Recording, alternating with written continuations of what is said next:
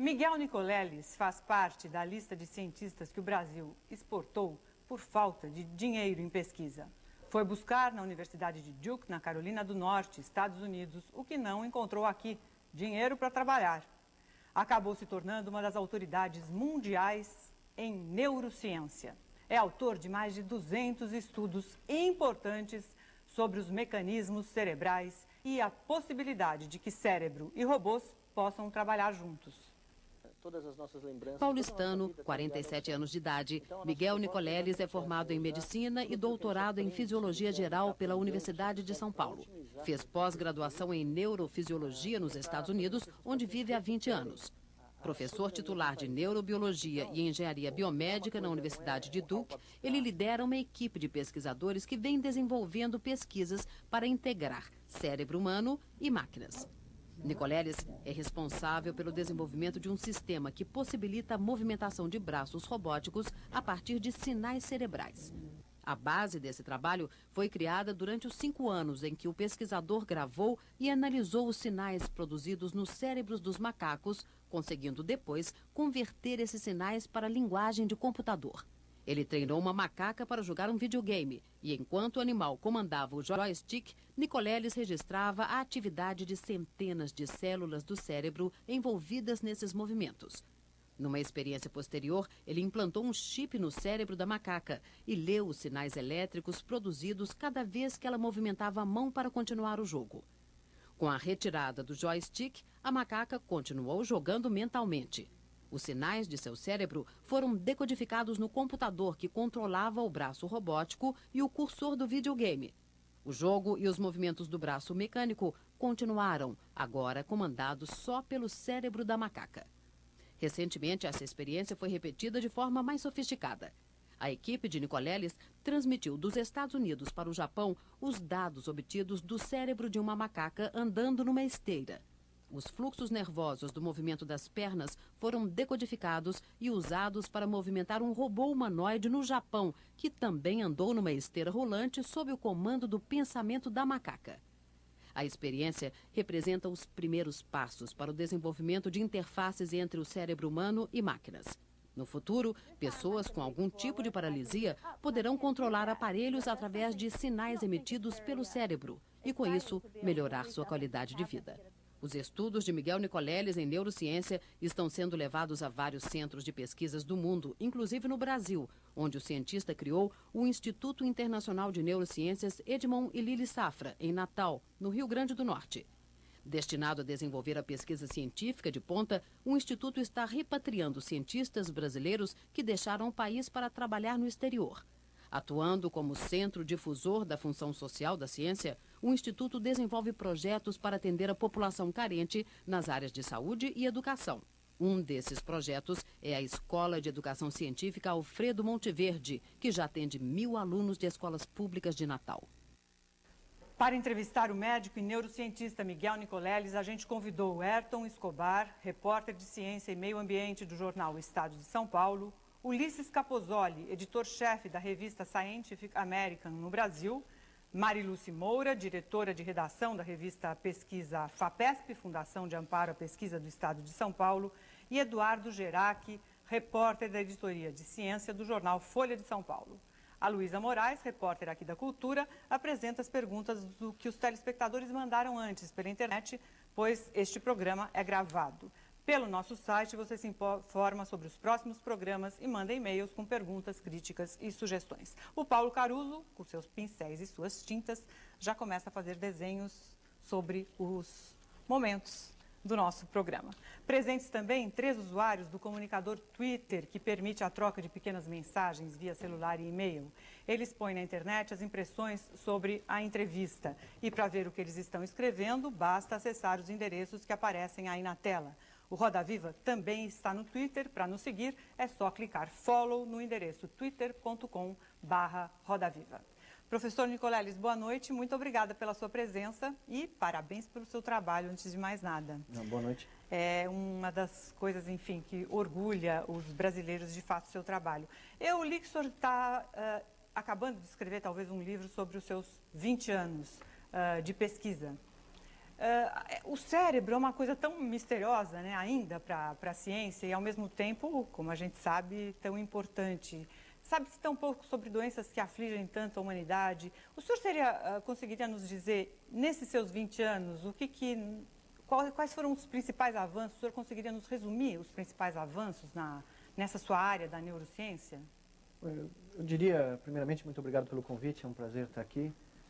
Mas eu diria que nesses 20 anos o que a gente testemunhou foi um avanço tremendo na capacidade dos neurocientistas de visualizar o cérebro em funcionamento, de examinar pela primeira vez, depois de 100 anos de disciplina, né, e de esforço, aplicar uma série de novas tecnologias que nos permitem hoje medir a atividade elétrica cerebral em grande escala, enquanto o cérebro realiza tudo aquilo que define o que nós somos. Então, acho que na minha carreira, desses 20 anos, eu testemunhei essa explosão de informação e de dados que pela primeira vez nos permitem quantificar qual é o trabalho dos circuitos neurais, né, de vários circuitos neurais, enquanto eles operam naturalmente. A principal esperança na vida prática das pessoas da sua área é nos membros robóticos, no mal de Alzheimer ou nas doenças psiquiátricas. Mal de Alzheimer não é doença psiquiátrica, mas enfim, a esquizofrenia também é uma área importante. Ou em alguma outra área do cérebro, do que será que a humanidade vai se beneficiar mais rapidamente?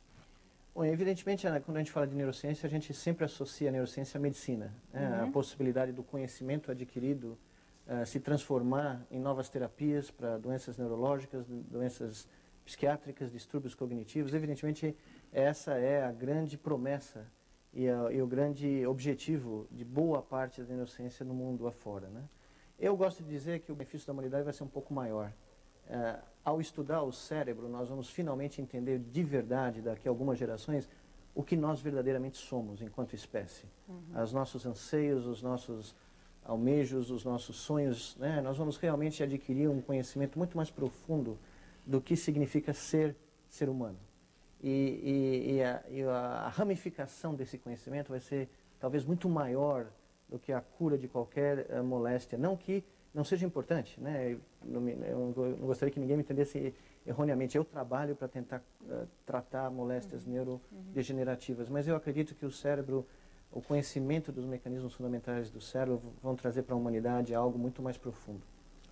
Miguel, é correto dizer, hoje, nesses 20 anos que você trabalha e tal, que a visão da ciência sobre o cérebro mudou? Ou Sem seja, dúvida. hoje, vamos dizer, sem uma visão sistêmica sobre o cérebro não tem resultado. Sem dúvida, eu acho que essa é uma questão fundamental. Nesses 20 anos nós fugimos, eu gosto de dizer, fugimos de uma tentativa de explicar o cérebro como uma coleção de células individuais, vamos dizer, por uma visão mais de sistema. Uma visão de que a gente não vai entender o cérebro se a gente não entender como populações operam, populações de neurônios. A metáfora que eu sempre uso a gente fazia muito tempo atrás, há 3 décadas atrás, mais ou menos, a lógica era tentar entender como o ecossistema da floresta amazônica funciona, estudando uma folha de cada vez de cada árvore. Hoje nós chegamos à conclusão que é impossível entender esse ecossistema neural sem você ter uma visão mais global da atividade desses grandes circuitos. Então isso mudou muito o foco dessa área, né?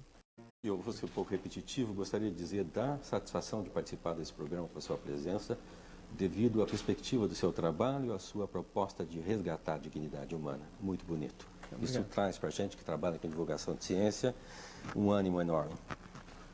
A Lilian disse na abertura do programa que você, professor, saiu do Brasil por falta de recursos. Os Estados Unidos e outros países, mas principalmente os Estados Unidos, têm uma longa tradição de fazer aporte à ciência. As grandes fortunas americanas fazem isso. A história da astronomia no século passado, a segunda metade do século passado, foi uma prova muito clara disso. Você acha que esse seu trabalho no Nordeste despertaria e educaria as grandes fortunas brasileiras, no sentido de deixar uma memória na história, fazendo aportes, fazendo doações, tendo compreensão dessa perspectiva da ciência para perspectiva nacional? Eu acho que sim. Inclusive, nós já temos um grande exemplo, né? No momento em que nós fomos ao mundo, conversar com brasileiros do mundo afora e mostrar qual era o objetivo desse projeto em Natal, de usar a ciência pela primeira vez no Brasil como um agente não só de produção de conhecimento de ponta, mas um agente de transformação social. Nós conseguimos a maior doação privada, pessoal, da senhora Lili Safra, né, para o nosso instituto, que, como o senhor mesmo disse, é algo que não faz parte da nossa cultura, mas que, ao demonstrar que esse era um projeto não só para um grupo de cientistas, para uma área, mas era um projeto para o Brasil, era quase que uma tentativa de mostrar que a ciência também pode ser um agente na construção do nosso país, né? Foi suficiente para convencer uma grande filântropa brasileira a imediatamente participar desse projeto. Eu acho que isso é algo que o modelo americano teve um impacto tremendo no desenvolvimento da ciência nos Estados Unidos, sem dúvida nenhuma. Você espera que novas safras apareçam no horizonte? Eu espero que sim, porque eu acho que é preciso que no Brasil a gente se conscientize que a ciência não é mais, já deixou de ser há muito tempo uma questão abstrata, intelectual, ela passou a ser uma questão estratégica na construção de uma sociedade e, mais do que isso, uma questão de soberania nacional. Então, o ministro da Ciência tinha que sentar do lado do presidente da República e deixar o ministro da Economia um pouquinho mais longe, né? Claro. Porque esta é uma questão vital para a construção de uma sociedade, junto com a educação, né? Elas caminham juntas, né? Eu acho que outros brasileiros vão começar a perceber que o seu legado do seu nome, o legado da sua família, da memória de um ente querido, pode ser imortalizado num presente ao país, né? Numa contribuição ao país. Miguel, antes de lhe pedir que detalhe um pouco mais o projeto do Instituto de Neurociências de Natal e um pouco mais também o seu feito em janeiro de botar um macaco nos Estados Unidos comandando um robô, uma macaca, aliás, um robô no Japão, eu gostaria que você contasse para a gente por que você saiu daqui do Brasil e foi para os Estados Unidos. Como é que se dá esse trânsito para você fazer ciência na Duke? Na realidade, eu saí do Brasil porque eu tinha um sonho que naquele momento era considerado impossível aqui no Brasil. Por todos ao meu entorno, no momento que eu verbalizei qual era o meu desejo, que na época era até pouco ambicioso, era simplesmente registrar 100 células neurais simultaneamente no animal desperto. O que eu recebi de volta foi que isso não era coisa para ser feita aqui, que era impossível, que era algo muito ambicioso, que eu era muito jovem, que os jovens têm esses sonhos impossíveis. Eu olhei para o lado, olhei para o outro e cheguei à conclusão que era isso mesmo que eu queria fazer, que todo mundo estava errado, eu estava certo e, como todo jovem, evidentemente, você não pesa as consequências, né? Mas eu tinha uma pessoa do meu lado, que era a minha avó, que na época virou para mim e falou: o sonho é maior do que as pessoas podem entender aqui. Então vai atrás do seu sonho. De um especialista em cérebro, o que a gente pode esperar se a gente perguntar lá no seu subconsciente até que ponto é brincadeira ou é verdade a sua afirmação que eu li em algum momento aqui na nossa pesquisa do nosso centro de documentação, de que ele falou assim em algum momento: eu tive que sair do Brasil porque eu era só conhecido como o filho de uma escritora infantil muito famosa. Não, essa foi a segunda grande razão. Foi mesmo, verdade? Dona Giselda Nicoleles, que é uma das maiores escritoras infanto-juvenis do Brasil. Mas não é subconsciente, nem inconsciente, nem brincadeira. Não, é uma parte brincadeira, mas não, é claro que a maior parte é brincadeira, mas na época, minha mãe, que é outra grande mulher, né, eu tive uma influência de grandes mulheres na minha vida. Minha avó, minha bisavó, minha mãe... Avó materna ou paterna? Ambas, mas a minha avó materna, que era uma mulher, era uma neurocientista sem nunca ter recebido um doutorado de neurociência. Era uma historiadora, uma mulher muito intelectual, né? Que inclusive incentivou a minha mãe nos anos 60 a se transformar em escritora, que era algo inaceitável naquele momento histórico do país. E rapidamente a minha mãe se transformou pelo talento dela, né, numa grande escritora, e me convenceu, pelo exemplo dela, e pelas palavras da minha avó, que sonhar pequeno e sonhar grande é ao mesmo tempo. Só que o resultado de sonhar grande é bem maior do que sonhar pequeno, né? Okay. Então esse exemplo me ajudou muito a decidir ir embora do Brasil, não só por causa de falta de recurso, não. não havia recurso, evidentemente, mas a questão foi maior do que essa. Foi porque não havia perspectiva, não havia visão naquela época, mesmo aqui em São Paulo, de que um cientista brasileiro podia sonhar daquela dimensão. Isso já era nos anos 90. Não, isso foi no final dos anos 80. Final dos 80. E hoje, Miguel, se você estivesse saindo do seu doutorado na USP, quais seriam suas opções? Você acha que teria... Não, as como é que esse cenário mudou? Não, o cenário mudou muito, as coisas mudaram muito em termos de estrutura, de infraestrutura, de apoio, de visão de horizonte, né, das pessoas terem saído, uma geração, várias gerações agora terem saído, voltado para o Brasil. Mas eu ainda acho que a ciência brasileira precisa usar mais.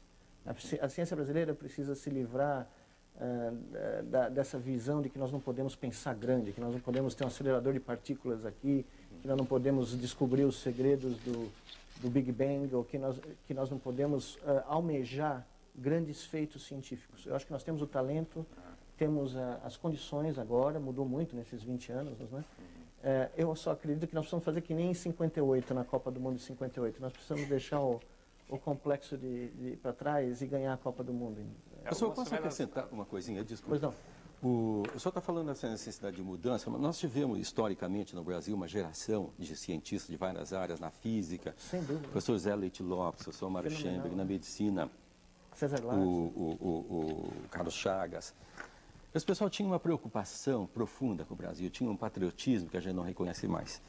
Eu tenho a sensação, no convívio com a comunidade científica, que parte dos pesquisadores científicos, ou cientistas, como é o seu caso, mas no nosso caso aqui, eles são quase que executivos, eles perderam esse vínculo profundo com o Brasil.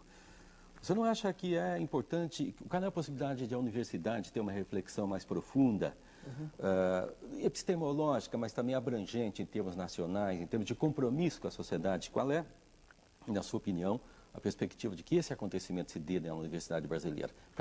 Para assumir essa perspectiva que você... O senhor mencionou heróis nacionais, mas poucos brasileiros conhecem esses heróis nacionais. Carlos Chagas, César Lattes, Mário Schemberg, foram grandes heróis nacionais, foram grandes brasileiros que eram cientistas. Né? Eu cresci à sombra de um desses grandes heróis nacionais, né? O professor César Timiaria, que foi o fundador da neurociência brasileira, que dizia para mim que antes de cientista e antes de corintiano, ele era brasileiro. Né? E a visão do professor César é a visão na qual eu fui formado. Que o cientista, ele acima de tudo, ele tem um compromisso com a sociedade que permite que ele desenvolva a sua carreira. Né? Porque todos nós vivemos da benesse da sociedade que suporta os nossos projetos abstratos, a nossa ciência, que nem sempre volta. É por aí, né? Eu ia chegar Quando nisso. vem Né? com o Instituto de Neurociência, a proposta do Instituto de Neurociência foi mais ou menos isso. Foi uma provocação que no começo as pessoas ficaram um pouco assustadas, mas ela foi absolutamente bem intencionada, de mostrar que o cientista também tem um compromisso com a sociedade da onde ele vem. Miguel, tem uma pergunta aqui da Mariana Rocha, de Araruama, Rio de Janeiro, que justamente vem de encontro a isso. Sim. Ela é estudante de biomedicina e é fascinada por neurociência. E ela queria conhecer um pouquinho melhor sobre o trabalho que é realizado lá na Escola Alfredo J. Monteverde, em Natal. Isso, esse é um grande exemplo dessa transmissão, essa permeação do conhecimento que aqui e em vários outros lugares do mundo fica restrito à universidade, às paredes da universidade, mas que na nossa proposta tem que escoar por essa porosidade dessas paredes para a sociedade. A Escola Alfredo Monteverde é a primeira escola de educação infanto-juvenil do nosso projeto. Tem 1000 crianças, né, atualmente, de 11 a 15 anos. São crianças da rede pública que no turno oposto da escola pública vão para a nossa escola, que não é conhecida como escola pelos nossos alunos, é conhecida como um parque de diversões, nas palavras dos próprios alunos. Porque lá, os grandes conceitos da ciência são ensinados empiricamente, em laboratórios, através de experimentos fundamentais. Essas crianças descobrem a origem do universo, a origem da vida, a origem da mente, o DNA. Ou seja, elas aprendem que para ser cientista, primeiro você tem que ser criança. E, na realidade, ser cientista é ser pago para ser criança o resto da vida. E é essa forma de levar a ciência de encontro à criança e fazer a criança se apaixonar pelo exercício da descoberta que transformou essa escola num paradigma único. Hoje o mundo está falando dessa escola. Eu vou por todo o mundo e quando eu chego, às vezes eu vou começar a minha aula, as pessoas falam, não quero ouvir da neurociência, eu quero ouvir da Escola Alfredo Monteverde, o que está acontecendo lá no Brasil. O que é uma coisa muito, para mim, muito de grande felicidade. Você vê 1000 crianças que chegaram nessa escola do pior distrito educacional do país, pelas estatísticas do MEC, né? Crianças que eram consideradas intratáveis, que não havia solução para essas crianças. Hoje, elas são as donas e produtoras e diretoras da Rádio Big Bang. Elas transmitem em ondas curtas os mistérios do universo, o programa que eles fazem. Que eles fazem para contar para os pais, para os vizinhos, de onde nós viemos, de onde vem tudo isso que a gente faz aqui. Né? Professor, eu tenho a impressão que o nosso telespectador está bastante interessado em saber das coisas mais práticas, mais objetivas, assim, em relação aos progressos que a gente faz e que estão ali na fronteira entre a experiência e a vida da gente. Por exemplo, doenças psiquiátricas, que a gente se referiu apenas vagamente no primeiro bloco. O senhor poderia contar alguma coisa? Bom, essa não é bem a minha área de atuação, né? Evidentemente, nos últimos 30 anos, a neurociência tem demonstrado claramente, né, que todas as doenças ditas psiquiátricas são doenças neurológicas, né? São alterações do sistema nervoso, da biologia do sistema nervoso. Vamos explicar, doenças psiquiátricas, eu falei genericamente, mas esquizofrenia até a psicopatia... Depressão, né? Distúrbios obsessivos compulsivos, né? Distúrbios de atenção, neuroses, né? São todos distúrbios biológicos, são todos distúrbios, dependência a drogas, né? São todos os distúrbios de circuitos neurais que estão sendo estudados, que estão sendo muito bem entendidos, né? Muito melhor do que a gente conhecia, né? E genéticos e hereditários também? Depende. Tem certas coisas que podem ter um componente genético, né? Mas o que eu acho, o que eu posso dizer de alguma maneira inteligente, porque não é a minha área de atuação, é que hoje nós estamos achando ligações muito mais claras entre esses distúrbios cognitivos psiquiátricos e circuitos neurais, né? E, por exemplo, em alguns estudos que nós publicamos há 2 anos atrás, foi uma grande surpresa, em animais, modelos animais de doença de Parkinson, né? Nós estávamos procurando entender melhor o distúrbio motor da doença de Parkinson, né? Mas por um acidente, nós descobrimos que esses mesmos animais, antes de desenvolverem um distúrbio motor, claro, tinham um distúrbio de sono. Que o primeiro indicador nesses animais de que eles iam desenvolver uma síndrome parkinsoniana era um distúrbbio de sono. Que tipo de distúrbio de sono? Bom, eles não conseguiam entrar numa fase do sono, o sono REM, que é o sono de movimentos rápidos dos olhos, onde nós sonhamos, né? Onde nós temos uma série de coisas interessantíssimas ocorrem durante o sono REM, né? Inclusive, o trabalho do colega Siddhartha Ribeiro mostra que as memórias têm uma fase muito importante de consolidação durante essa fase do sono. Pois bem, esses camundongos não conseguiam entrar nessa fase do sono. Não, nós descobrimos, por acidente, que a perda da dopamina, nos primeiros estágios da perda da dopamina, o primeiro distúrbio era impedir o ciclo do sono natural. E esses animais tinham repercussões durante o dia severas desse distúrbio de sono, né? Pois bem, nós pusemos esses animais, como nós vimos isso, em ambientes novos, em ambientes em que eles não estavam acostumados a percorrer. Esses animais entraram num surto onde certos aspectos do sono REM, que eles não conseguiam exibir durante a noite, apareciam durante o dia. Como assim? Certas assinaturas... Acordados? Acordados. É como se eles estivessem sonhando acordados. E eles entraram num surto que parecia um surto psicótico. Então nós começamos a ver uma ligação da dopamina, em diferentes níveis da dopamina, de um extremo levando à doença de Parkinson. No outro extremo, levando a um surto psicótico. Uma ligação que já era desconfiada, que as pessoas já tinham, né, claramente modelos, mas nós conseguimos, numa única espécie, mostrar que um balanço muito delicado desse único químico, desse transmissor do cérebro, pode levar a 2 extremos, né? Então, eu acho... Desculpa, uma perguntinha, só para ampliar exatamente essa questão.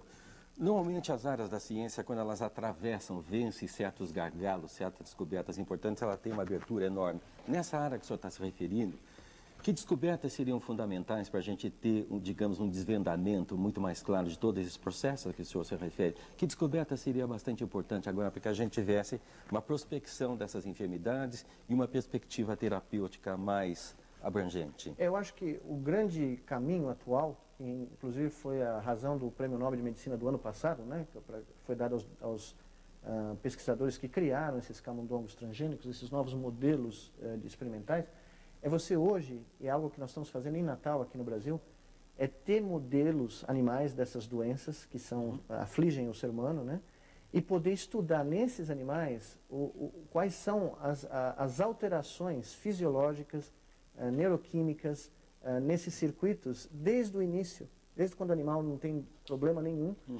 ao longo do desenvolvimento da patologia. Porque é nesse momento que nós conseguimos ter uma visão sistêmica da doença, do distúrbio. Eu acho que essa é a grande revolução. Nós temos hoje no mundo algumas centenas de espécies de camundongos transgênicos que são modelos que podem ser usados nesses estudos. E o que nós queremos fazer aqui no Brasil é criar um dos maiores centros de pesquisa de doenças neurodegenerativas usando esses modelos. Só uma coisa, desculpe. Qual é a situação do Brasil no contexto internacional nessa área? Nós temos mais prevalência do que os países envolvidos? Não? Eu não saberia dizer os números com detalhe. O que eu sei é que nós temos a neurociência brasileira tem uma base instalada muito boa, conhecida fora do Brasil, e que tem condições de se transformar no líder de estudos dessas doenças. Esquizofrenia, autismo, né, todas essas patologias. Um dos seus eletrodos feitos lá nos Estados Unidos tem agora uma parceria com o hospital aqui em São Paulo, o Sírio-Libanês, que já vai ser colocado em pacientes com Parkinson. Isso, agora em janeiro. E isso já é uma tecnologia que já está assim, próxima a ser distribuída e tal? Então, essa é outra razão que demonstra a mudança nessa visão de fazer ciência no Brasil. Essa foi uma transferência de tecnologia, um acordo aqui com o Hospital Sírio-Libanês, onde todo esse aparato tecnológico para a terapia de pacientes parkinsonianos, terapia cirúrgica, foi transferido aqui para o Brasil, em troca do apoio do Hospital Sírio-Libanês à nossa Clínica da Mulher no campus do Cérebro em Natal. Ou seja, foi uma parceria em que todo mundo ganhou, porque o Hospital Sírio instalou uma base de neurofisiologia clínica que não tinha, que se transformou provavelmente nas melhores do país. A partir agora do começo desse ano, nós vamos começar esses procedimentos de tratamentos neurocirúrgicos para os pacientes parkinsonianos graves, severos, com essa tecnologia, com neurocirurgiões brasileiros, líderes na área, que começaram a interagir com o nosso Centro de Neuroengenharia na Duke. Essa tecnologia você trouxe dos seus experimentos exatamente com animais transgênicos, cobaias pequenas e macacos também. É essa mesma tecnologia que está sendo transferida de Duke, depois Natal, agora também, para esse trabalho conjunto com os neurocirurgiões. Isso começou, como ilustra muito o processo de produção científica, né? Começou com pesquisa básica, 10 anos atrás, chegou até estudos clínicos na Duke, com 28 pacientes, né? Onde nós provamos a eficácia, a segurança e toda a importância dessa nova técnica. E agora ela foi transferida, é o primeiro lugar fora da Duke que vai ter acesso a essa tecnologia, aqui não é só no Brasil, é no mundo, né? E criou essa tradição, essa ponte bilateral de colaboração, que daqui a alguns meses, eu espero, seja ampliada com outras tecnologias. Professor, na prática, o que vai acontecer com as pessoas que estarão no Sírio-Libanês sofrendo do mal de Parkinson a partir de janeiro e tiverem esse chip implantado? O que essa terapia faz, cirúrgica, ela amplia um método cirúrgico que já existe para pacientes severos, pacientes que estão muito avançados, onde... O que vai melhorar na vida deles? O tratamento medicamentoso nesses pacientes perde o efeito, ele passa a ser... As pessoas desenvolvem uma tolerância, né? Nós desenvolvemos um novo chip, um novo eletrodo cirúrgico que permite facilitar o acesso cirúrgico a uma região específica do cérebro que vai poder ser estimulada continuamente, eletricamente, uma corrente de baixa amplitude, e que vai permitir a esses pacientes aliviarem os sintomas motores da doença de Parkinson, o tremor, a dificuldade de começar o movimento. E como essa técnica reduz dramaticamente o tempo cirúrgico, né, e facilita muito a vida do neurocirurgião, a gente espera que mais pacientes tenham acesso a essa técnica. Casos de lesão medular, que seria uma aplicação também direta do seu trabalho. Se é uma pessoa que sofre hoje uma lesão medular, fica paraplégica, tetraplégica, o que as tecnologias que estão sendo desenvolvidas hoje podem trazer uma perspectiva real para os próximos, no horizonte aí de 10, 20 anos? O que a gente pode esperar? Nós, basicamente, o trabalho todo desenvolvido pelo mundo na área de interface cérebro-máquina, né, visa esse tipo de terapia, que é basicamente em pacientes que sofreram lesões da medula espinal, o cérebro continua a produzir os comandos motores para mover o corpo. A pessoa continua a sonhar se mexendo, ela continua a imaginar os movimentos, toda essa maquinaria cerebral continua ativa. Todavia, os sinais não podem atingir os músculos porque há uma interrupção dessa grande via de comunicação que é a medula espinal. Cortaram o cabo, né? Cortaram o cabo. É como cortar o cabo do telefone. Hoje não dá para usar essa analogia porque tudo é sem fio, mas... Mais ou menos. É como bloquear uma rodovia. Você não pode chegar numa outra cidade porque o sinal não pode passar. O que nós fizemos foi criar um bypass, criar um desvio. Nós, há 10 anos atrás, demonstramos pela primeira vez que era possível ler os sinais das áreas que continuam planejando o movimento, decodificá-lo em tempo real, em 1/5 de segundo, que é o que leva, e reproduzir num artefato robótico a intenção motora desse paciente, apesar da medula espinal não transmitir os sinais. E hoje isso tem avançado de uma maneira muito rápida, a ponto que no começo do ano nós vamos anunciar a inauguração de um consórcio internacional com 10 países, dos maiores institutos de ciência do mundo, que vão propor a construção da primeira veste robótica que vai ser, no futuro, controlada totalmente pela intenção, pelo pensamento de pacientes que sofreram lesões como a que você mencionou. seria? A pessoa Miguel, agora literalmente uma pergunta de vestiria um telespectador robô. aqui. Espera um pouquinho, que é Luísa, deixa importante. só o Ayrton completar. Não, Fala aí. como é que isso funcionaria? A pessoa literalmente vestiria um robô. Imagine um terno, né? Imagine uma dessas roupas de astronauta, mas bem mais condicionada para parecer algo mais normal, né?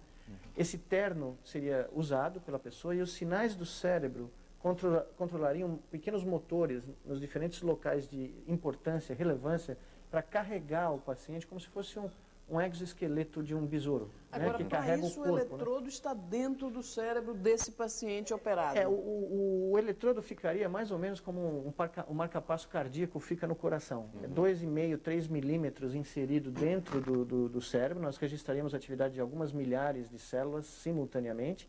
E o mais interessante é que nós acabamos de publicar um estudo demonstrando um conceito que é possível criar circuitos robóticos em cada uma das juntas robóticas desses aparelhos que funcionam como reflexos da medula espinal. Então, haveria uma interação do cérebro com esses reflexos robóticos para permitir que esse paciente deambulasse novamente. Deixa a Luísa fazer uma pergunta de telespectador, por favor. É Vamos lá, porque tem a ver com esse assunto. Eu queria saber se essa resposta que você deu, essas respostas, tem a ver com essa pergunta do Regis Freitas de Cotia, São Paulo, que ele disse que é justamente isso. Se é possível que algum dia as lesões no cérebro possam ser reversíveis, como as causadas por um AVC ou até mesmo por agentes externos, como um tiro, alguma coisa assim. Sem dúvida. A ideia, o que eu acabei de escrever é o primeiro passo dessa tecnologia. Alguns colegas meus estão trabalhando na tentativa de pôr em comunicação duas áreas diferentes do cérebro para restaurar funções perdidas pela lesão de uma terceira área. Mas qual é a velocidade dessa pesquisa? Quer dizer, é para esta geração? É para os filhos, para os netos? Ela é rapidinha. Em 10 anos, rapidinha. Em 10 anos nós fomos de um conceito teórico, onde eu ia apresentar isso em público, as pessoas olhavam para mim, o cara é brasileiro, é louco, né? Até uma série de trabalhos, uma sequência enorme de trabalhos na literatura, que todos acompanham aqui no Brasil, né? Que colocou essa área na fronteira da neurociência moderna. Ou seja, os investimentos nessa área passaram a ser maiores do que áreas tradicionais que a gente conhece há décadas. Só para ter uma ideia, o governo japonês está investindo 100 milhões de dólares na interface cérebro-máquina. O governo suíço criou o maior centro de neuroprótese da Europa, 100 milhões de dólares de investimento. O governo francês, o governo belga, o governo americano e eu espero o governo brasileiro dia desses faça a mesma coisa. Ou seja, deixa eu só lhe perguntar se transformou uma coisa. em algo que vai catalisar rapidamente. Seria legal você explicar o que tem a ver os eletrodos colocados nos pacientes do Sírio-Libanês com o seu experimento de janeiro, onde o tal do macaquinho botou o robô para andar no Japão. Porque é legal que o telespectador consiga saber dessa relação entre uma coisa que parece brincadeira de cientista e aquilo que efetivamente vai atuar na vida de um paciente com problemas sérios. Os eletrodos que nós vamos começar a usar aqui no Brasil é um produto final de 20 anos de pesquisa. É um produto elaborado ao longo de 20 anos de trabalho, aperfeiçoando um método de registro da atividade elétrica do cérebro, que foi o que me fez ir embora do Brasil.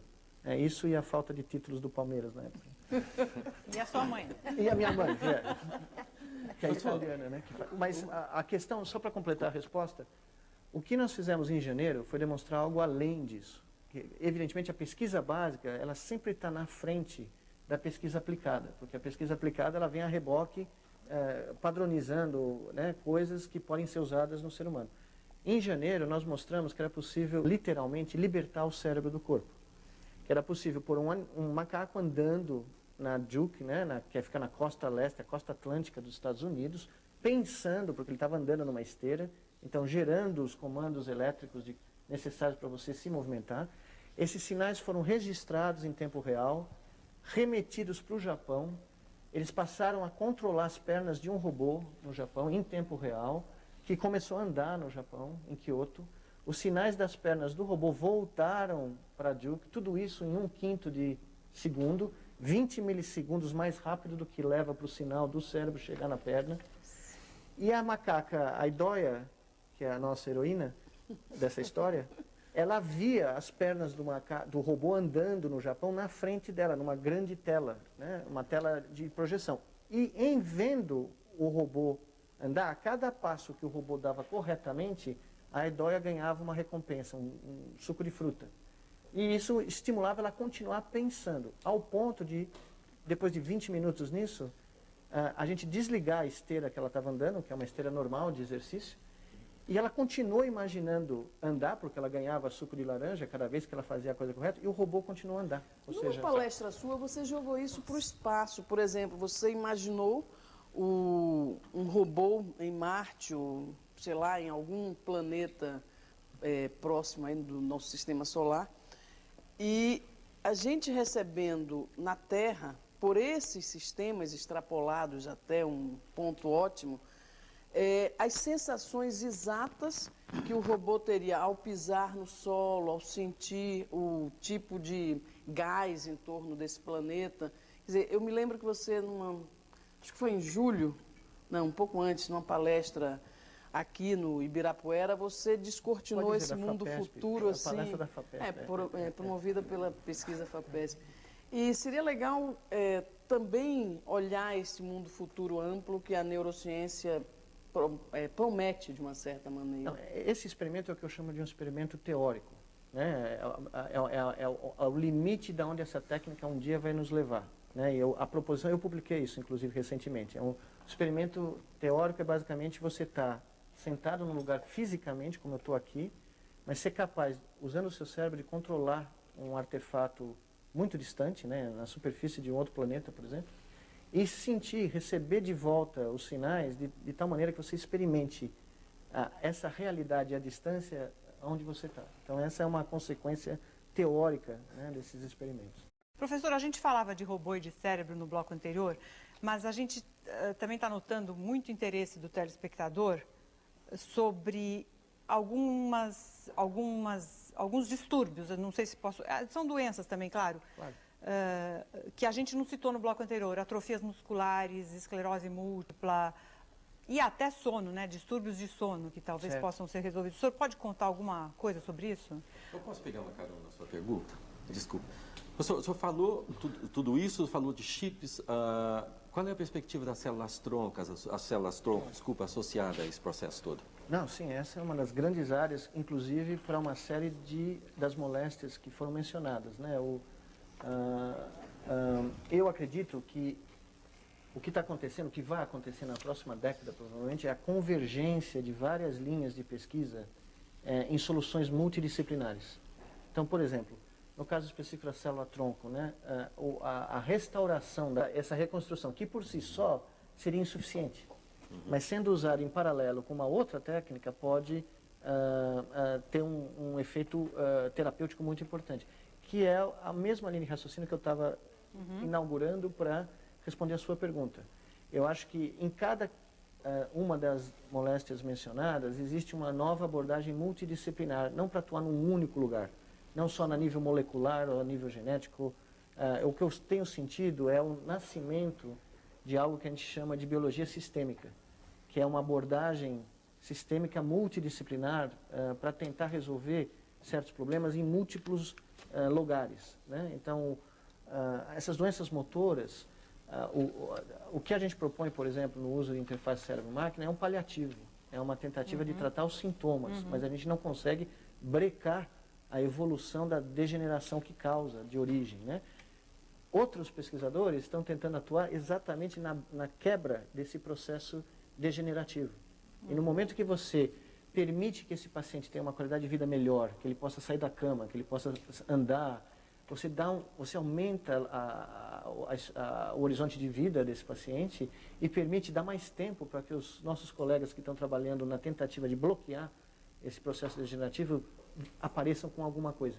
Então, essa colaboração é um fenômeno muito novo, mas ele é muito importante na medicina atual, né? Agora, Miguel, essa visão sistêmica, multidisciplinar e tal, pressupõe também que isso esteja dentro da cabeça dos pesquisadores. Isso é bom, O que nem é sempre fácil, porque a gente conhece cientistas e cientistas, tem grupos que são muito competitivos entre si e tal. Você mesmo, quando veio aqui para Natal e tal, você recebeu uma série de críticas, que você estava sendo, vamos dizer, beneficiado por sua proximidade com o presidente Lula, que o Henrique Meirelles ainda é, não sei se é ainda o presidente do conselho do Instituto e tal. Ou seja, como nessa nossa realidade brasileira colocar essa visão sistêmica dentro de todo mundo? Fazendo. Eu acho que a única resposta que você pode dar a esse tipo de questionamento é o trabalho, é a realização. Então hoje, para quem tinha qualquer dúvida do intuito e do objetivo do projeto do Instituto Natal, basta ir a Natal e ver o impacto que isso está tendo, não só em Natal, mas como no mundo. Hoje, o Instituto Internacional de Neurociências de Natal é conhecido no mundo inteiro. As famílias dessas 1000 crianças, que são os nossos alunos, tiveram um impacto. Houve uma mudança. A sair de sua tranquilidade em Duke para... O que é que ele moveu? O que é que você queria fazer no Brasil? Parece que era um plano maior do que o Instituto de Neurociência de Natal. É uma mistura de loucura com um pouco de amor, né? Porque eu sempre falo isso, a gente vai embora do Brasil, mas o Brasil não vai embora da gente, né? E era muito difícil para mim imaginar terminar uma carreira científica no exterior e não ter feito absolutamente nada para devolver para o Brasil o que o Brasil me deu, que foi a oportunidade, né? O Brasil, junto com a minha mãe, né? A minha avó, me deu a oportunidade de sonhar. Incutiu em mim a crença que era possível, como brasileiro, ser cientista. Então eu achei que eu precisava trazer de volta para o Brasil essa crença e precisava contar para essas crianças da rede pública de Natal, que eram conhecidos como os esquecidos, né? Os abandonados, os excluídos. Eu queria poder contar para eles essa história e dizer para eles que eles podiam ser o que eles quisessem. E você dizia que se isso desse certo em Natal, ficava demonstrado que daria certo em qualquer parte do Brasil. Não, na realidade, Natal foi a tentativa de demonstrar um modelo que era possível sair do eixo Rio-São Paulo, produzir ciência de ponta e ao mesmo nível que a gente publicava, ao mesmo momento que a gente publicava essa ciência de ponta na Science, na Nature, nas grandes revistas de ciência, usar esse berço, esse caldeirão de excelência para disseminar o amor pela ciência, pela juventude, pela próxima geração de brasileiros. Mas deixa eu complementar, não para fazê-los cientistas, não para induzi-los a serem cientistas, mas para induzi-los a serem melhores brasileiros, para serem pessoas que pensem não só nos seus sonhos, mas que pensem em construir um sonho, que é um outro tipo de país, né? Então, de certa maneira, era um pequeno projeto de nação que nasceu lá em Natal. Agora, só por um registro histórico. Sim. A ideia de Natal é sua ou é do Siddhartha Ribeiro? Bom, você me põe numa situação constrangedora, porque o Siddhartha é como se fosse meu filho, né? O Siddhartha é um pesquisador brasileiro que estava em Nova York, fazendo um doutorado em Rockefeller, veio trabalhar comigo na Duke. Ele, nos seus sonhos desvairados em Nova York, queria voltar para o Brasil. Eu queria fazer alguma coisa no Brasil. Ele é flamenguista, você Ele é flamenguista, eu sou palmeirense, mas a gente se dá muito bem. Estados diferentes, não tem problema. E quando ele chegou na Duke e começou a fazer um pós-doutorado comigo, ele disse para mim que ele tinha um sonho de voltar para o Brasil. E eu falei que era preciso esperar um pouco. O Brasil precisava ter um pouco de condições para a gente poder voltar. Senão nós íamos pousar aqui e ter que ir embora, porque ninguém ia acreditar no nosso intuito, né? E aí a ideia de criar um instituto foi um trabalho coletivo. Quer dizer, eu tinha a visão que, assim, para voltar para o Brasil, eu só podia voltar fazendo o que eu estou fazendo agora, que é usar a ciência como um agente de transformação social. Mostrar que a ciência é mais do que o nosso laboratório. Mostrar que a ciência é um contribuinte da sociedade. E aí o Siddhartha topou, né? O que é muito difícil de um jovem abandonar as propostas de emprego que ele tinha para ir para as maiores universidades do mundo. E falou, não, nós vamos para Natal. Né? E foi aí que nós criamos o nosso lema, que criou um monte de problema, mas que a gente ainda pisa em cima, que eram todos os caminhos levam a Natal. Né? Porque essa história de todos os sonhadores se reúnem no mesmo lugar. Professor, essa ideia belíssima que você acabou de expor, de criar cidadania a partir da educação científica, é uma ideia que estava na cabeça do Zé Bonifácio de Andrade Silva. Ele teve essa perspectiva também de fazer um país civilizado na América do Sul. Não teve tanta sorte assim. Pouca gente, lamentavelmente, conhece o lado de cientista do Zé Bonifácio, claro. Mineralogista. Era o nosso Benjamin Franklin. Exatamente. O que você acha que teria mudado naquele Brasil do Zé Bonifácio de Andrade Silva e o Brasil de hoje, que torna concreta, realizável essa sua belíssima proposta? Eu acho que, apesar de nós vivermos o melhor momento da história do Brasil, na minha opinião, né, certamente da minha vida, é o grande momento do Brasil, independente de crise ou não crise, o Brasil atingiu um grau de maturidade democrática, um grau de estabilidade econômica e um grau de inclusão que lhe permite sonhar com grandes sonhos. Né? O que falta é o Brasil se libertar dos seus medos de ousar, na minha opinião. Dos seus medos de ter essa ambição de construir um país único. Né? Esse é o único país que, graças à ciência, é importante ressaltar, pode ser o primeiro país a se libertar da dominação do óleo, né? Se transformar no primeiro país do mundo na próxima década. Isso são suas noções da bioeconomia? Sim, da bioeconomia. O Brasil tem a chance de criar e ser o líder de uma nova indústria, usando a ciência, se usar a ciência e os seus recursos naturais e o seu talento humano, de criar uma economia do século XXI, que é a bioeconomia. A economia dos combustíveis renováveis, que não são só etanol, mas é biodiesel, é sol, é a energia eólica, onde nós temos as maiores reservas naturais do mundo. Né? Nós temos a chance de criar uma energia uma economia dos nossos ecossistemas, mantendo os nossos ecossistemas. Criar uma indústria ecológica que seja exemplo para o mundo inteiro e que permita o Brasil se livrar das dependências de outras indústrias. Ou seja, nós podemos substituir a indústria petroquímica com uma indústria verde, nossa. Né? Nós podemos ser o maior produtor de alimentos do mundo. Nós estamos numa curva de ultrapassar as grandes potências agrícolas do mundo e se transformar na grande fonte de alimentos do mundo. Tudo isso é ciência. Tudo isso é preciso de um investimento, ao mesmo tempo, de infraestrutura, em formação de gente e em ciência. Mas o grande decisão estratégica é libertar o nosso sistema educacional do sistema colonial.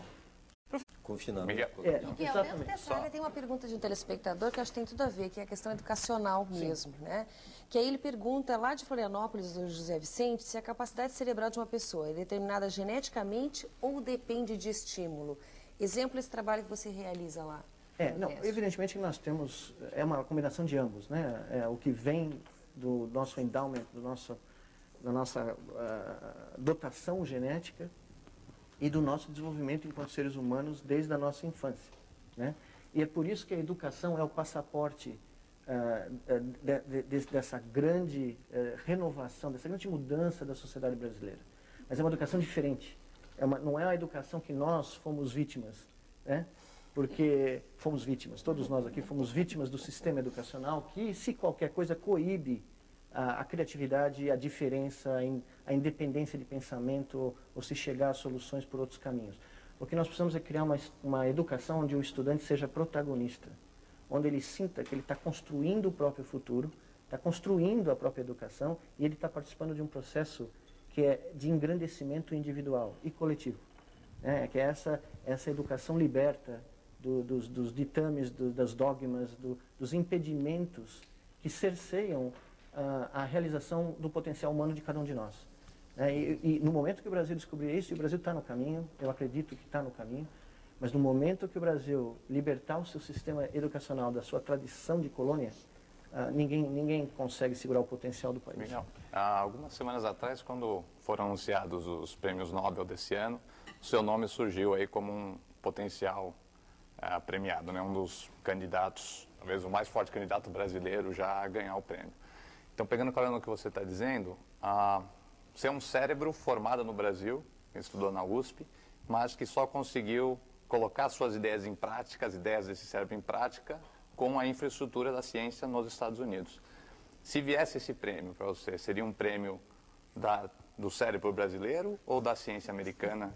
Quer dizer, Bom, ou das duas? Primeiramente, eu não sei de onde isso surgiu, porque eu nunca ninguém me falou nada. Mas você está nas listas, a gente sabe. Não, eu nunca recebi nenhuma comunicação de ninguém. Né? Da Suécia, eu só fui ver futebol lá e dar uma palestrinha lá, um ano atrás.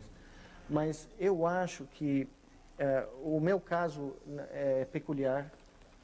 Eu acho que a ciência brasileira há muito tempo já merecia ter recebido essa honraria, não que ela faça diferença. Eu não acredito que a chancela do Prêmio Nobel faz diferença em termos de conceitual, calibrar a qualidade da ciência de uma sociedade, não acho. É muito importante, é um símbolo muito importante, seria muito fundamental para as futuras gerações poderem se espelhar num brasileiro que recebeu um prêmio desses. Eu acho que seria uma coisa emocionante, né? Eu acho que como cientista eu ficaria muito feliz de ver um brasileiro ganhar, né? Mas esse prêmio seria, para quem quer que ganhe, seja onde ele esteja, num lugar do mundo, seria um prêmio da ciência brasileira. Seria um prêmio da sociedade brasileira. Mas o fato do Brasil nunca ter ganho um Nobel, isso diz alguma coisa? Talvez está faltando essa ousadia que você colocou. O Brasil podia ter ganho vários prêmios Nobel. Né? É muito difícil julgar porque a gente não conhece o processo. O processo é muito secreto, é um processo, como qualquer processo humano, muito político. É um processo muito difícil, né? O Brasil podia ter ganho com Carlos Chagas, o Brasil podia ter ganho com César Lattes, o Maurício Rocha Silva Pai, descobridor da bradicinina aqui em São Paulo, podia ter ganho. A lista é enorme. Vários grandes pesquisadores poderiam ter ganho. Por que não ganhou? É difícil dizer. É realmente difícil dizer. Vai ganhar? Certamente. Não há dúvida nenhuma. O Brasil, a qualquer momento, vai ganhar e vai ser nas ciências duras. Na física, na química ou na medicina, porque além da grande qualidade da ciência brasileira dentro do Brasil, nós temos um exército de 11 mil, se não me engano, brasileiros fora do Brasil. São brasileiros. Eu queria não deixar se esgarçar totalmente essa questão da bioeconomia, que são ideias que você vem desenvolvendo, e queria perguntar a você o seguinte: os novos institutos que você está se propondo a criar estão vinculados a essas ideias de bioeconomia.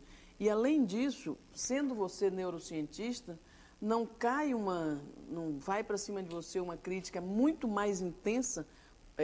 Se você já teve críticas em 2004, 2005, quando veio com a ideia de montar o Instituto em Natal, na medida em que você vai para outras áreas de biocombustíveis, etc., com a sua proposta desse modelo de instituto, não fica ainda muito mais acirrada essa crítica? O que esse neurocientista tem a ver com essa outra área? O que ele está querendo, na verdade, em relação a essas propostas aqui para o país? Quer dizer, esses institutos estão andando, vão ser implantados, como é que eles estão e como é que está? Inclusive, eu já não deveria nem fazer, mas vou fazer de qualquer jeito. Eu já posso dizer que o segundo dos nossos institutos foi aprovado pelo governo da Bahia, que vai ser criado não em Salvador, onde todo mundo gostaria de estar, mas no semiárido da Bahia, em Feira de Santana, numa cidadezinha chamada Serrinha, que vai receber a primeira escola de educação científica infanto-juvenil do Brasil, no meio do semiárido brasileiro, com 400 crianças. E esse instituto vai ser um instituto emblemático, porque ele vai pôr em prática exatamente essa visão. É um instituto de bioprospecção e biotecnologia do semiárido baiano, que é outro grande, talvez o único ecossistema genuinamente brasileiro, porque não tem nada igual à caatinga brasileira em lugar nenhum do mundo, que é uma fonte, é um exemplo, desde da bactéria até o ser humano que mora lá, de sobrevivência, né? São os grandes exemplos de sobrevivência da sociedade brasileira, que nunca foi estudado com o devido valor. E da onde nós podemos tirar uma economia do semiárido. E se as pessoas vão achar que neurocientistas não tem nada a fazer com isso, não há dúvida nenhuma. Elas vão se juntar ao grupo que achou que neurociência em Natal não daria certo, né? A gente, novamente, a resposta vai ser o trabalho. Doutor Miguel, o senhor também é muito interessado em meio ambiente, nós estávamos conversando sobre isso até agora, um pouquinho antes do intervalo. Mas eu já ouvi e li várias previsões de que essa tremenda crise financeira, a qual o senhor também já se referiu numa de suas entrevistas, vai adiar os projetos de investimento para a melhoria de meio ambiente no mundo. E o Brasil está indo muito mal nos últimos anos em matéria de desmatamento, de venda de, enfim, carvão. O carvão está ocupando o espaço do gado no Pantanal, etc. O senhor continua otimista em relação a isso, não? Eu continuo porque o Brasil não tem muita alternativa. O Brasil tem que aprender a lidar com a questão ambiental no sentido de que a preservação dos nossos ambientes, dos nossos ecossistemas é vital para o futuro do Brasil.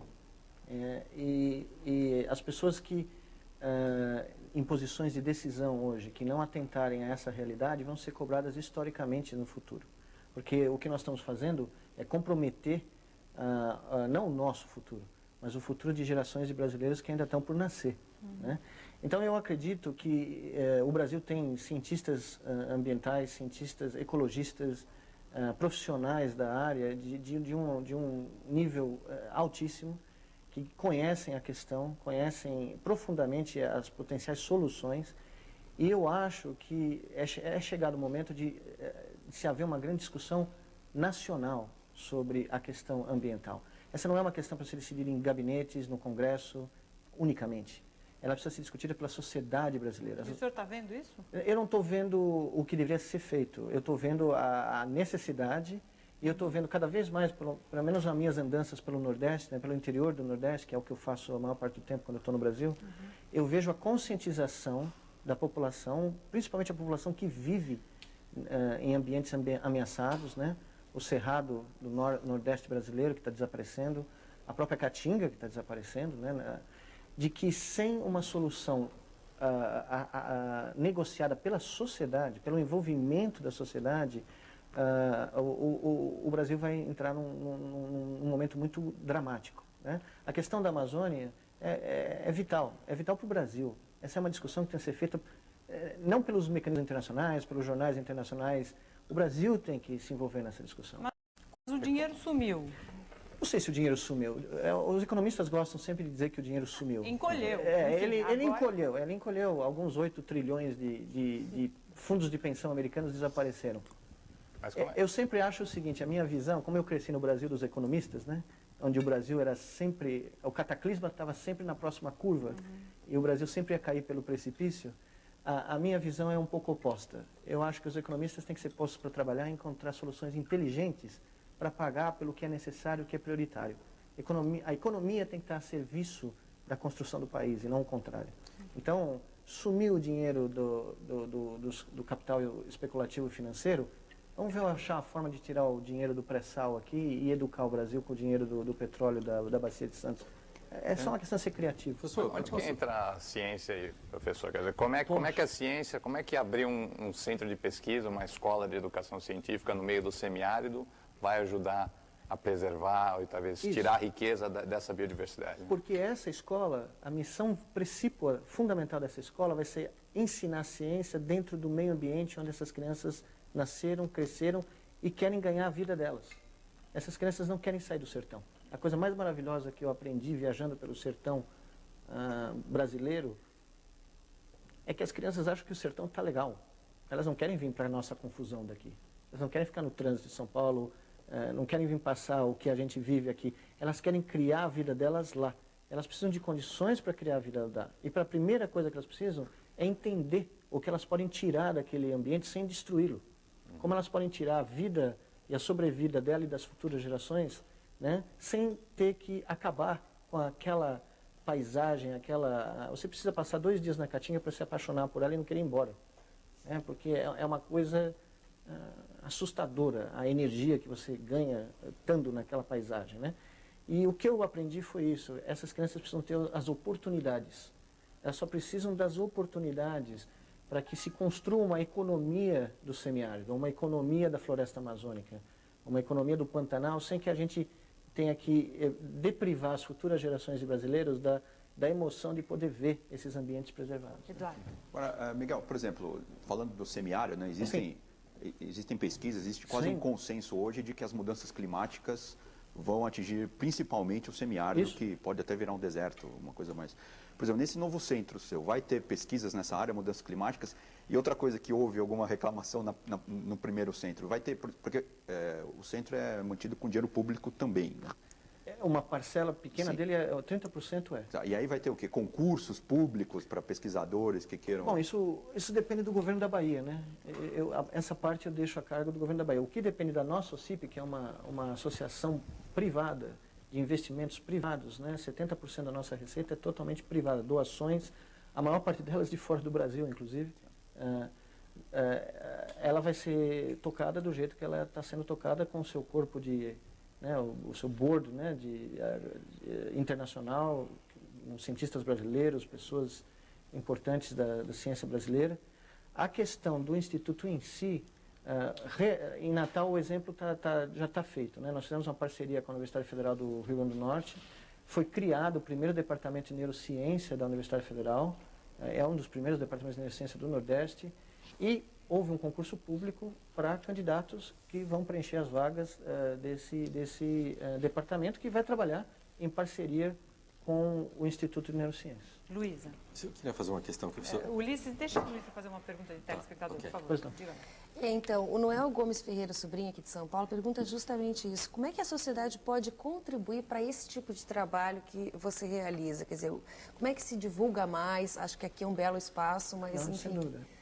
Eu acho que a sociedade contribui se envolvendo, não só nesse projeto. Eu acho que o Brasil tinha que fazer algo em termos educacionais, como foi feito na Depressão Americana nos anos 30, do ponto de vista da economia.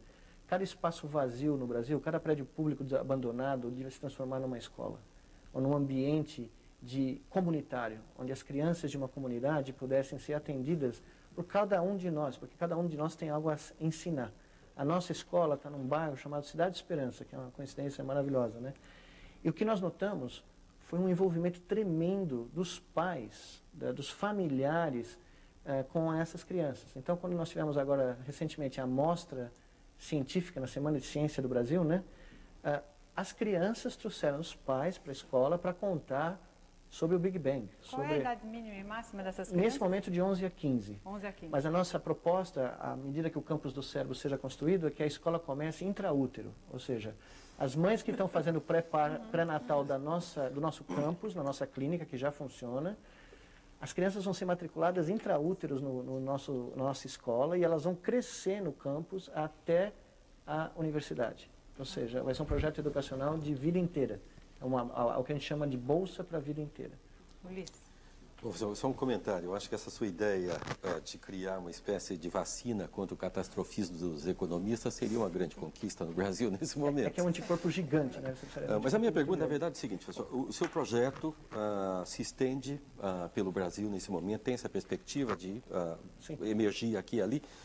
Existe alguma perspectiva de que ele possa se estender para algum país latino-americano? Já apareceu algum contato nesse sentido ou você acha que é ainda um pouco cedo para esse tipo de coisa? Não, nada é cedo. Em ciência a gente aprende que os movimentos têm que ser não lineares. Alguma coisa mais concreta? Alguém se sensibilizou? Nós tivemos algumas consultas de alguns países da América do Sul e nós tivemos uma consulta de um país da África, que eu estou indo agora. Pode dizer para nós qual é, não? Ainda não, mas se tudo der certo vai ser um grande prazer, porque vai ser a possibilidade de levar para fora do Brasil um projeto científico-social made in Brasil. Ou seja, é como você criar um produto brasileiro, né, que pode ser exportado para outros países. E eu fico muito satisfeito que, inclusive, a minha universidade nos Estados Unidos, que é a Duke, né, que foi uma das primeiras parceiras, o presidente da Duke um dia me chamou e falou, olha, seria bom de criar algo parecido aqui, né? Uma escola, uma clínica da mulher. Eu falei, poxa, isso é a primeira vez, né?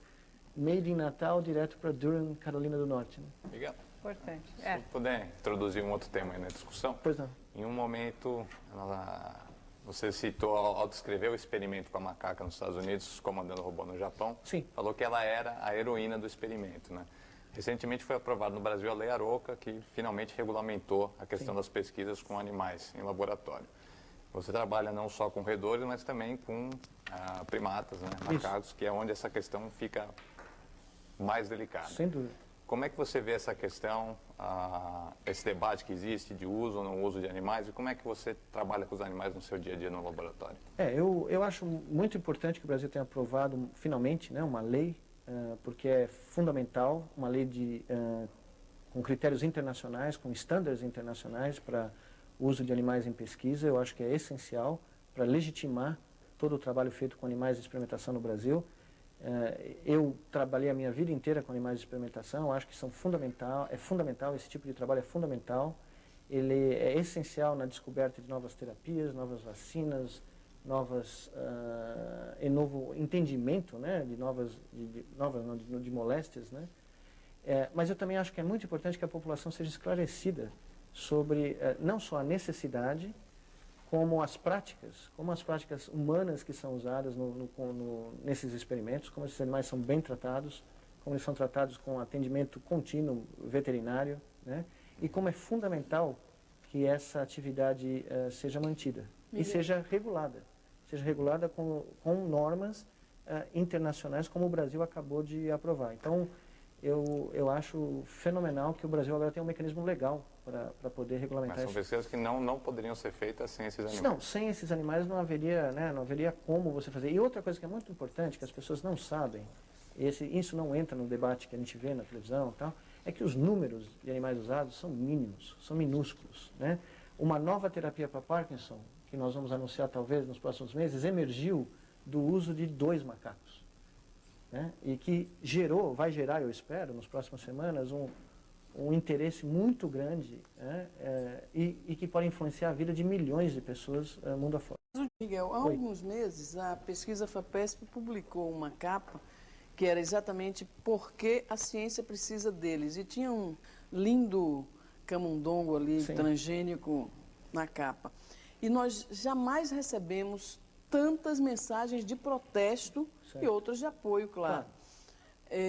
A questão é exatamente saber como disseminar entre as sociedades protetoras de animais e entre voluntários, né, que se dedicam a proteger os gatos, proteger os ratinhos, etc. Como tornar claro que, de fato, não há, neste momento, outra possibilidade para uma série de pesquisas? Certo. Porque parece que não há mesmo outra possibilidade agora. Mas tudo se volta à questão novamente fundamental da educação. Quando você vai para uma escola primária e você começa a explicar para essas crianças como é o processo da descoberta científica, qual é o custo-benefício de você usar alguns camundongos para descobrir a cura da doença de Alzheimer, que a avó dela vai poder reconhecer ela até o final da vida, vai poder morrer com dignidade, vai poder desfrutar das memórias de toda uma vida, né, de uma maneira humana. Quando você explica o custo-benefício para uma criança, a criança entende a razão de você ter que usar um camundongo. Então, nós precisamos educacionar. É a isso que o senhor se refere quando nessa entrevista do dia 12 de outubro o senhor fala vai ser um choque, o mesmo preparo, o mesmo percurso em matéria de implante cardíaco, de marca-passo, etc., vai acontecer no cérebro e aí vai ser um choque? É a isso que o senhor se refere? Surpresas na área de cérebro? O que eu acho é que nós vamos ter um avanço tão grande, porque, evidentemente, a gente abre os jornais hoje e vê que ainda a maior causa de mortalidade nas sociedades desenvolvidas é cardiovascular. Né? Mas o cérebro vem logo atrás. Né? E à medida que nós envelhecemos, a longevidade aumenta. Isso, o senhor fala em longevidade também, que as pessoas adquirindo uma longevidade maior. Isso. A contribuição do sistema nervoso central como causa de morbidade ou mortalidade vai aumentar, claramente. No momento em que nós rompemos essa barreira de poder intervir no cérebro mais eficientemente, nós também abrimos a perspectiva de ampliar. Mas isso já está rompido, pelo que eu entendi. Sim, ela está, mas ela ainda não atingiu o potencial. Eu, como jornalista, quero antecipar a surpresa. Qual é a surpresa? Qual é o furo que o senhor vai dar para a gente? Qual é o furo? Não, eu acho que se tudo der certo, nos próximos meses, nós vamos ter uma série de anúncios, não só no nosso laboratório, mas em laboratórios que eu sei que estão chegando, né? De terapias para, por exemplo, doença de Parkinson. Né? Terapias para? Doença de Parkinson, né? Que inesperadas. coisas que a gente não esperava que talvez funcionassem. E que, como produto desse trabalho em camundongos transgênicos... Além dessa experiência que nós já nos referimos do sírio-libanês. Além do que nós já nos referimos, exato. Existe a perspectiva de que novas... O senhor falou que eram doentes muito avançados. Isso. Mas talvez exista a perspectiva que doentes não tão avançados possam se beneficiar dessas novas terapias que vão começar a ser anunciadas, eu acho que nos próximos meses. E são todas intervenções cirúrgicas? Não necessariamente. Algumas são, mas são muito menos invasivas. O que é? Controle remoto, professor? Daqui a pouco a gente vai... O que você está dizendo vai ser controle remoto do Parkinson. Não, mas são coisas que vão dar muita esperança. Eu estou muito entusiasmado. Eu acabei de vir de uma reunião onde a gente vê essas, né, antes delas serem submetidas para publicação. Acabou de vir como? Desculpe, de onde? De reuniões internacionais, onde a gente se encontra, pequenos grupos de cientistas que discutem algo que não está sendo publicado ainda, mas que está para estourar, né? Mas além de sua equipe, que outras? Além da Duke, que outras estão na linha de frente disso? Na área de Parkinson? Nossa, tem novas terapias. Centros na Inglaterra, nos Estados Unidos, em toda a costa leste americana, Califórnia. Por exemplo, professor, desculpe, mas personagens mais conhecidos no mundo ou aqui no Brasil, o ator Michael Fox, que tem um instituto também, que o senhor também está bastante engajado, ou o nosso ator Paulo José, eles ainda serão beneficiados? Sim, eu acho que sim. Acho que sim. O que eu estou falando são coisas que ainda vão atingir a população de pacientes que já têm doença de Parkinson. E que não estão em estado avançado, já estão em vida economicamente ativa. Que não estão exatamente num estado em que há necessidade de intervenções mais dramáticas, vamos dizer assim.